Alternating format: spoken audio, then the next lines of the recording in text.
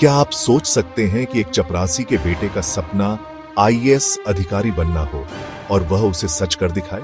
यह कहानी है राजू की, जिसने गरीबी और समाज के तानों के बावजूद अपने सपनों को सच किया।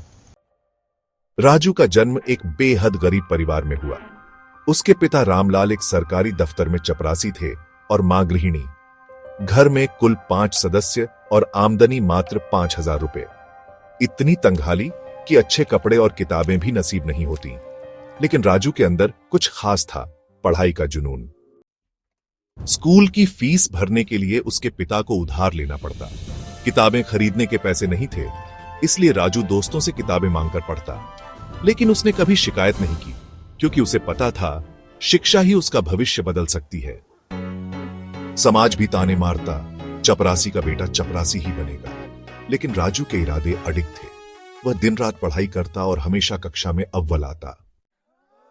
फिर आया वो दिन जिसने सबका नजरिया बदल दिया। 10वीं की परीक्षा में राजू ने पूरे जिले में टॉप किया।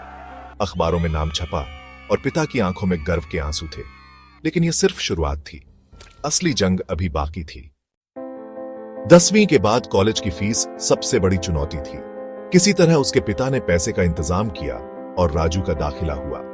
कॉलेज के बाद राजू ट्यूशन पढ़ाकर घर के खर्च में मदद करता और रात भर पढ़ाई करता। लेकिन राजू का सपना बहुत बड़ा था। वह आईएएस अधिकारी बनना चाहता था। महंगे कोचिंग क्लास के पैसे नहीं थे, तो उसने खुद से पढ़ाई करने का फैसला किया। रोज 12 से 14 घंटे पढ़ाई। लेकिन यह राह आसान नहीं थी। पहला प्रयास फेल। समाज ने फिर ताने मारे। हमने कहा था ना, चपरासी का बेटा चपरासी ही बनेगा। लेकिन राजू ने हार नहीं मानी। उसने और ज्यादा मेहनत की। दूसरा प्रयास, फिर असफलता। लेकिन राजू रुका नहीं। और फिर आया वो दिन, तीसरा प्रयास।